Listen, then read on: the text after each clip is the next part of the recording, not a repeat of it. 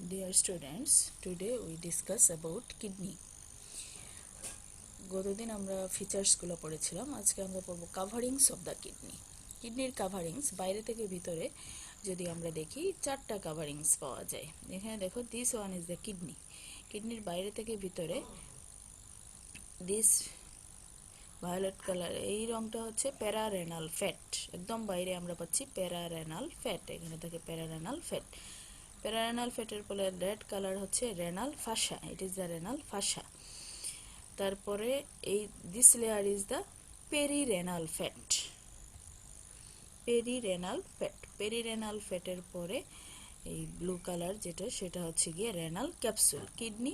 কিডনির বাইরে থেকে ভিতরে যদি আমরা যাই, pararenal fat, renal fascia, perirenal fat and renal capsule, এই টোটাল চারটা কাভারিংস পাই। বা আমরা যদি ইনার টু আউটার দেখি তাহলে চারটা কাভারিংস কি? প্রথমে রেনাল ক্যাপসুলের আরেকটা নাম ট্রু ক্যাপসুল বা fibrous capsule.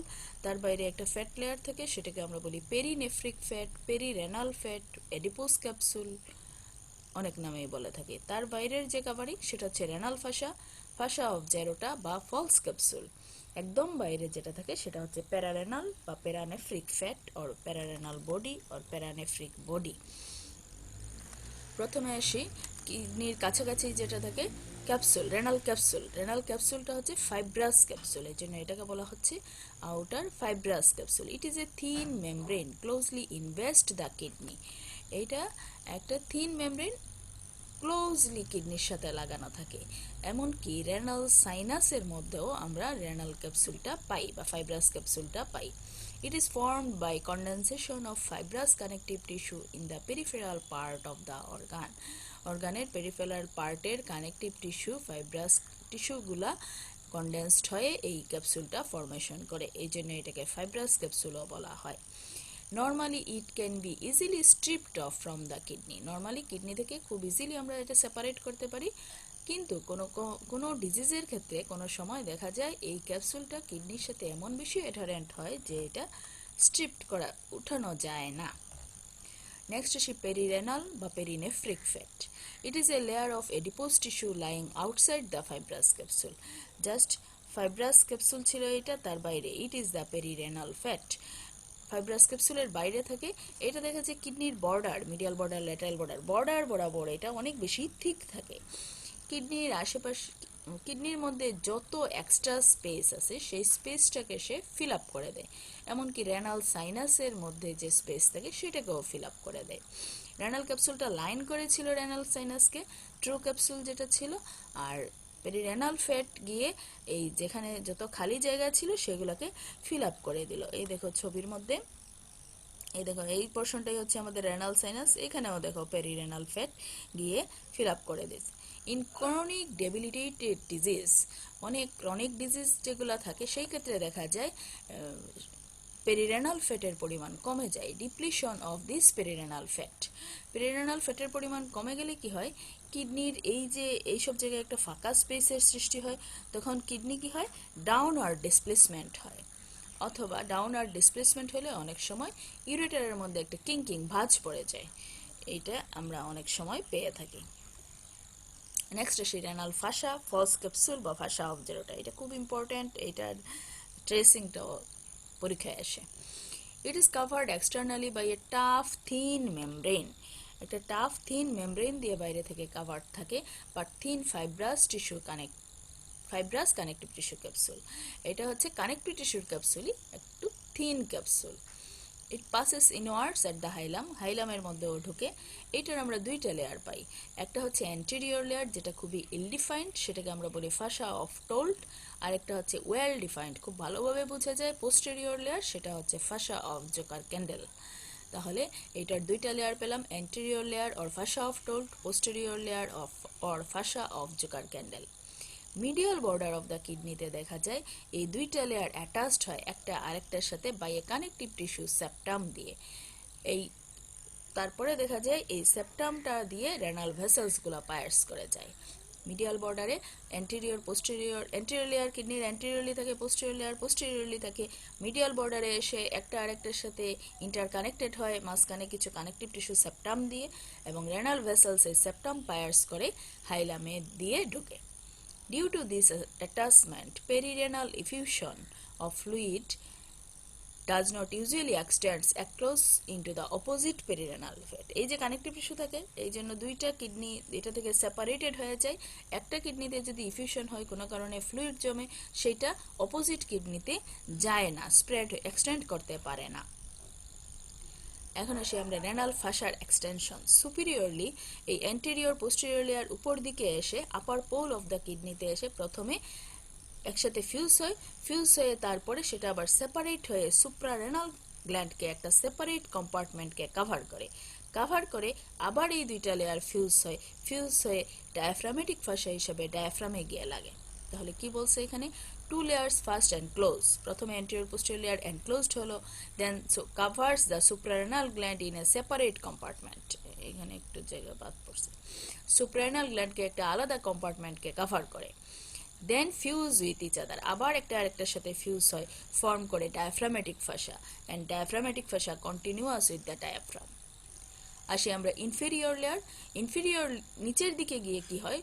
Two layers remain separate and enclose the ureter, আলাদাভাবে অ্যান্টেরিয়র লেয়ারও নামে, পোস্টেরিয়র লেয়ারও নামে, এবং এটা ইউরেটারটাকেও এনক্লোজ করে। অ্যান্টেরিয়র লেয়ার দেখা যায় নিচে নামতে ইলিয়াক ফোসাতে যে এক্সট্রা পেরিটোনিয়াল ফ্যাট আছে অ্যাবডোমিনাল ওয়ালের, সেই এক্সট্রা পেরিটোনিয়াল ফ্যাটের সাথে ফিউজড হয়ে যায়। আর পোস্টেরিয়র লেয়ার যেটা আছে সেটা নিচে নেমে ইলিয়াকাস মাসেলের কাভারিং ফাসাকে আমরা বলি ফাসা ইলিয়াকা, সেই ফাসা ইলিয়াকার সাথে ব্ল্যান্ড হয়ে যায়। তাহলে নিচে দুইটা লেয়ার আলাদাভাবে নামলো, অ্যান্টেরিয়র লেয়ারটা এসে এক্সট্রা পেরিটোনিয়াল ফ্যাটের সাথে কন্টিনিউয়াস হয়ে গেল, আর পোস্টেরিয়র লেয়ার ফাসা ইলিয়াকার সাথে কন্টিনিউয়াস হয়ে গেল। এখন laterally two layers unite firmly, একটা আরেকটার সাথে খুব টাইটলি অ্যাডহার করলো, মিশে গেল, become continuous as fascia transversalis, এবং ফাসা ট্রান্সভার্সালিস হিসেবে কন্টিনিউয়াস হয়ে গেল। মিডিয়ালি কি হচ্ছে? anterior layer passes in front of the kidney and renal vessels. anterior layer medially connective tissue septa দিয়ে আলাদা করে সেপারেট, একটা আর একটার সাথে ফিউজড হয় না সরাসরি। এই জন্য anterior লেয়ারটা দেখা যায় কিডনি রেনাল ভেসেলসের সামনে দিয়ে যায়, merge with connective tissue surrounding the aorta and inferior vena cava, aorta inferior vena cava আশেপাশে যে কানেকটিভ টিস্যু থাকে এগুলোর সাথে মিশে যায়। posterior layer আবার কিডনির পিছন দিয়ে যায়, attached to the fascia covering the quadratus lumborum and psoas major, কোয়াড্রাটাস লাম্বোরাম সোয়াস মেজরের যে ফাসা সেগুলোর সাথে মিশে যায়। এই হচ্ছে স্ট্রেসিং অফ রেনাল ফাসা অফ জেরোটা। এটা খুব ইম্পর্টেন্ট, ছবি এঁকে শিখতে হবে। নেক্সট আসি আমরা প্যারারেনাল ফ্যাট বা প্যারানেফ্রিক বডি, একদম বাইরে যেটা এই যে স্পেসে আছে রেনাল ফাসার পরে, এটা হচ্ছে আমাদের রেনাল ফাসা, এই জায়গায় যেটা আছে সেখানে আমরা কি পাবো? It is a layer of fat lying outside the renal fascia. It consists of considerable quantity of fat. অনেক বেশি ফ্যাট থাকে।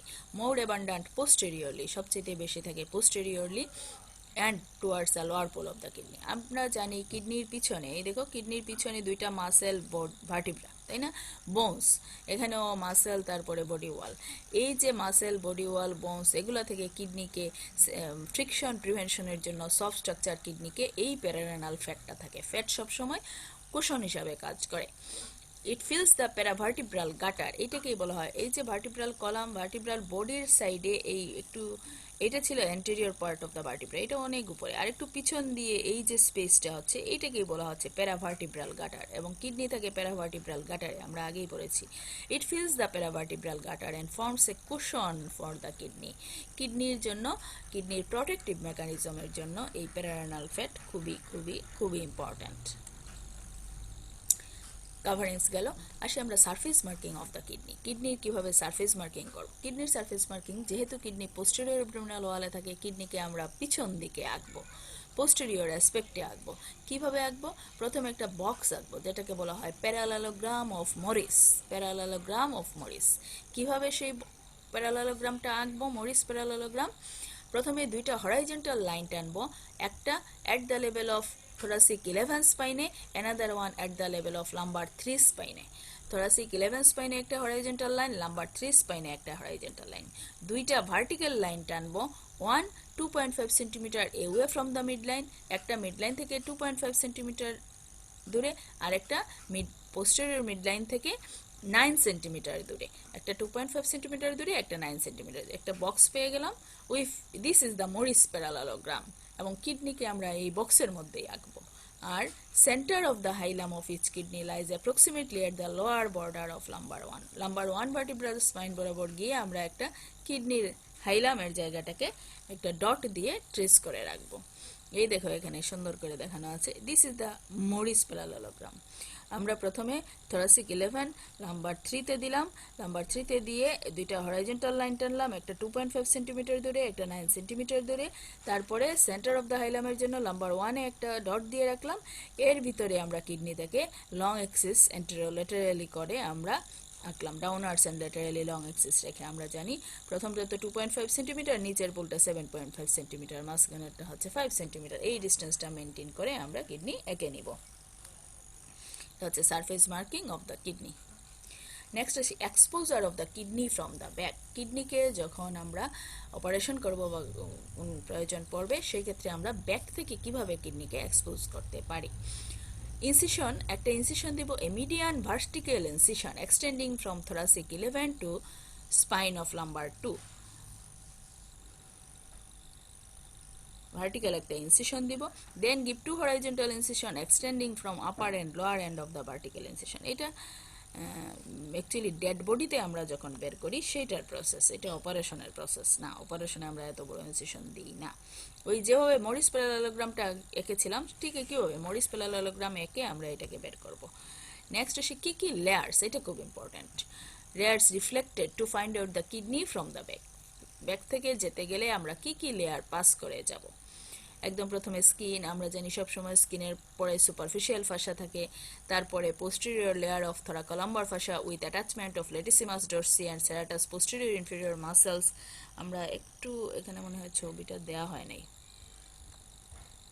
এই ছবিতেই দেখতে পারি। দেখো কিডনি পিছন থেকে গেলে আমরা কি কি, skin, superficial fascia, extraperitoneal connective tissue, posterior layer of the thoracolumbar fascia with posterior layer of the thoracolumbar fascia with latissimus dorsi, serratus posterior inferior muscles।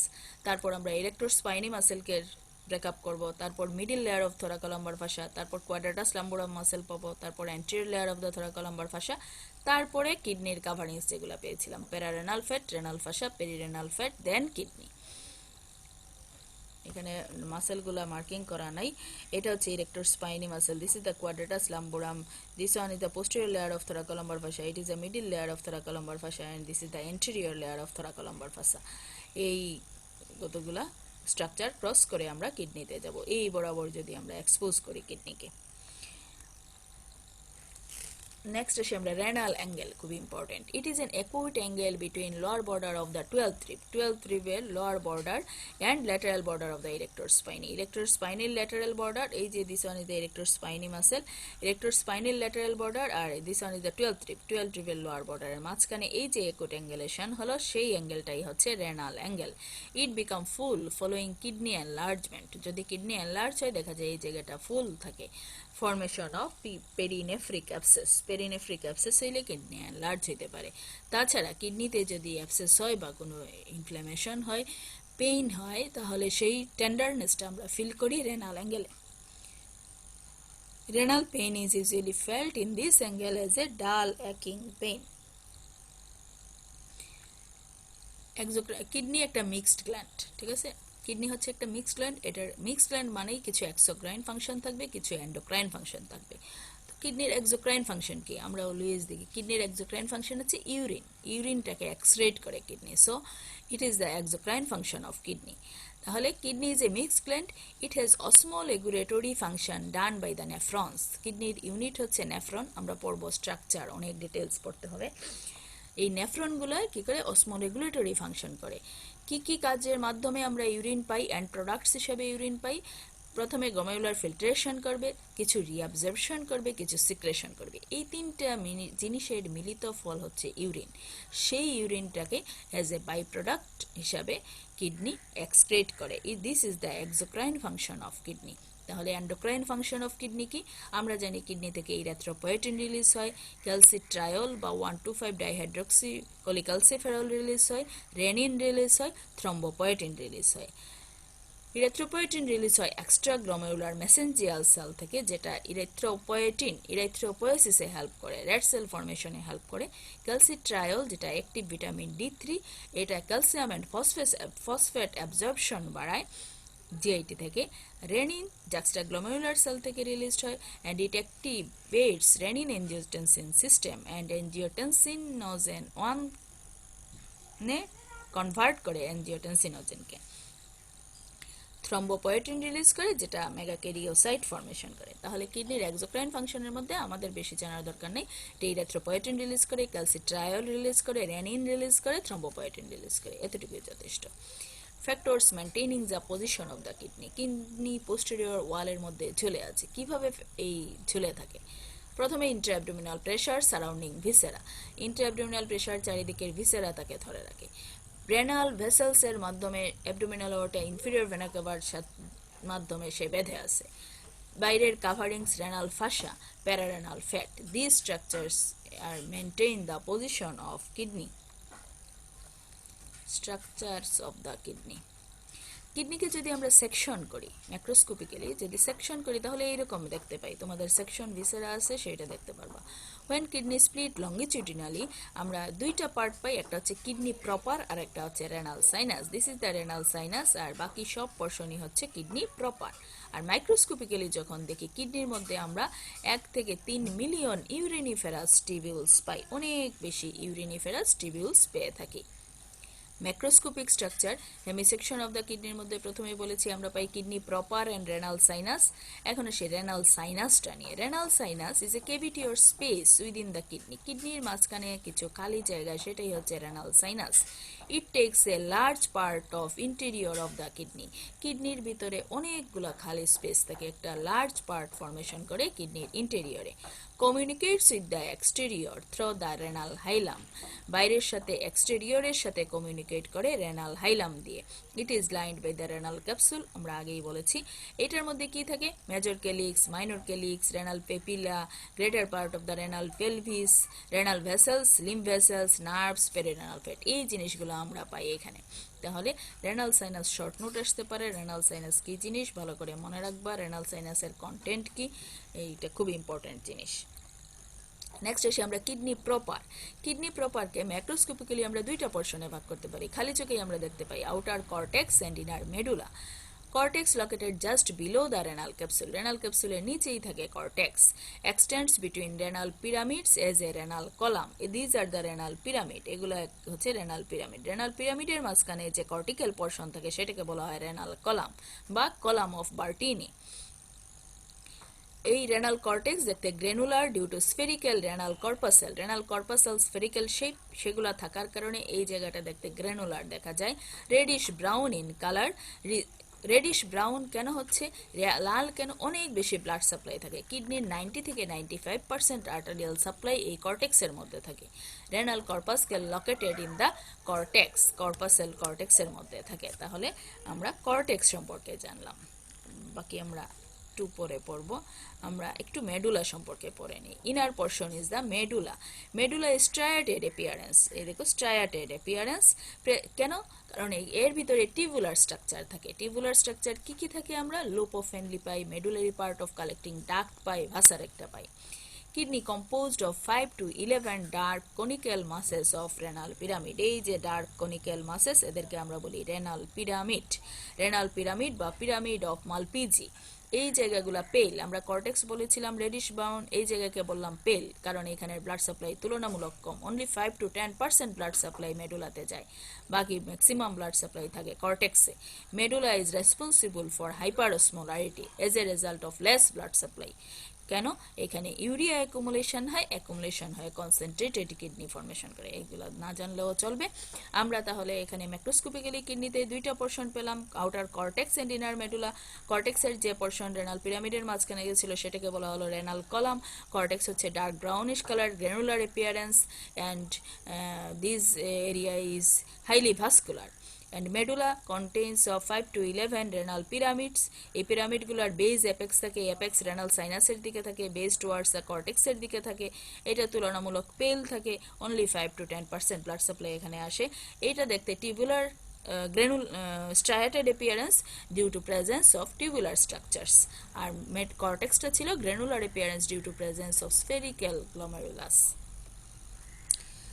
এই আমরা macroscopic features of the kidney বললাম, আমাদের microscopic features পড়তে হবে। আমরা এই যে পড়েছিলাম রেনাল কর্টেক্স, রেনাল কর্টেক্সের মধ্যে, আচ্ছা তার আগে আমরা মনে হয় নেফ্রনের পার্টটা পড়ে নিলে ভালো হয়। আজকে আমরা ইউরিনিফেরাস টিবিউলস এটা আগে পড়ি। ইউরিনিফেরাস টিবিউলসটা কি জিনিস? It is a developmental units of kidney held together by connective tissue stroma is called renal interstitium. Renal ইন্টারস্টিশিয়ামের মধ্যে কিডনির যে ডেভেলপমেন্টাল ইউনিট বা ফাংশনাল ইউনিট থাকে সেটাই হচ্ছে ইউরিনিফেরাস টিবিউল। ডেফিনিশনটা সুন্দর হয়নি আসলে। আচ্ছা, রেনাল ইন্টারস্টিশিয়ামের মধ্যে আমরা পাই রেনাল টিবিউলস, ইউরিনিফেরাস টিবিউলস। এটা হচ্ছে developmental units as well as functional unit of the kidney. এখানে দুইটা পার্ট থাকে, একটা ইউরিনিফেরাস টিবিউলস, কিছু সিক্রেটরি পার্ট থাকে, কিছু কালেক্টিং পার্ট থাকে। Uriniferous tubules is not a nephron. Uriniferous tubules আর নেফ্রন এক জিনিস না। ইউরিনিফেরাস টিবিউলস হচ্ছে নেফ্রনের সাথে কালেক্টিং টিবিউলস একসাথে মিলে ফরমেশন করে ইউরিনিফেরাস টিবিউলস। অনেকে বলে কিডনি স্ট্রাকচারাল ফাংশনাল ইউনিট কি, বলতে হবে uriniferous tubules, not nephron. Nephron হচ্ছে সিক্রেটরি পার্ট আর কালেক্টিং পার্ট, দুইটা মিলে একসাথে হচ্ছে ইউরিনিফেরাস টিবিউলস। একটা ইউরিনিফেরাস টিবিউলসের পার্ট কি, সিক্রেটরি পার্ট হচ্ছে নেফ্রন। নেফ্রনের মধ্যে আমরা কি কি পাই? This one is the glomerulus. Glomerulus পাই, বমেন্স ক্যাপসুল পাই। এই বমেন্স ক্যাপসুলের দেখো দুইটা layer, this is the visceral layer and this one is the parietal layer. Visceral layer, parietal layer, এটা হচ্ছে আমাদের রেনাল কর্পাসেল। নেফ্রনের দুইটা part, renal corpuscle and renal tubules. Renal corpuscle and renal tubules. Renal কর্পাসেলের মধ্যে পেলাম glomerulus, Bowman's capsule. বমেন্স ক্যাপসুলের মধ্যে পেলাম দুইটা layer, visceral layer and parietal layer. Renal tubules, টিবিউলসের মধ্যে পাই আমরা proximal convoluted tubule, distal convoluted tubule, loop of Henle. আমরা একটু ছবি যাই, এই যে renal tubule, this is the glomerulus, Bowman's capsule. তারপর this one is the proximal convoluted tubule, this is the loop of Henle and this one is the distal convoluted tubule, distal convoluted tubule. এইটুক হচ্ছে নেফ্রনের part.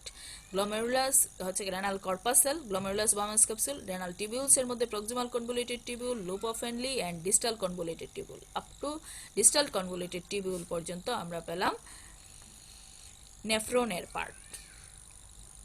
Next এসে collecting part. Collecting পার্টের মধ্যে আমরা পাই collecting tubules and collecting duct. তার next portion হচ্ছে কালেক্টিং পার্ট। কালেক্টিং টিবিউলস, এইভাবে চারিদিক থেকে এসে কালেক্টিং টিবিউলস আসবে, আর এটা হচ্ছে কালেক্টিং ডাক্ট। কালেক্টিং ডাক্টের আবার দুইটা পোর্শন থাকে, যে পোর্শন কর্টেক্সে থাকে সেটাকে হচ্ছে কর্টিক্যাল পোর্শন, আর যেটুক মেডুলাতে থাকে সেটা হচ্ছে মেডুলারি পার্ট। এই হচ্ছে একটা নেফ্রন বা ইউরিনিফেরাস টিবিউলসের পার্ট। আমার মনে হয় এখন আর এখানে বেশি না পড়ি, আমরা ওই দিকে চলে যাব। আচ্ছা, এই নেফ্রন, তাহলে নেফ্রন কি বলছে? Structural and functional unit of the kidney is called nephron. Nephron না, এটা আগের বইয়ে বলতো nephron. Structural and functional unit of the kidney, সেটা অনেকে নেফ্রন বলে, অ্যাকচুয়ালি এটাকে ইউরিনিফেরাস টিবিউলস বলা উচিত। আমার মনে হয় তোমরা ইউরিনিফেরাস টিবিউলসটাই বলো। Each human kidney contain about 1 to 4 millions of nephron. একটা কিডনির মধ্যে 1 থেকে 4 মিলিয়ন নেফ্রন থাকে। লেংথ হচ্ছে 50 to 55 centimetre. Nephrons perform the functions of osmoregulation by the following process. Nephron এই অসমোরেগুলেশন করে ইউরিন ফর্মেশন করে। কিভাবে ফর্মেশন করে? By the following process. আমরা অলরেডি শর্টলি আগে একবার পড়েছি, সেটা হচ্ছে filtration of metabolic and products from the plasma, যেটার কাজ হচ্ছে গ্লোমেরুলাস বা রেনাল কর্পাসেলের কাজ, ফিল্ট্রেশন।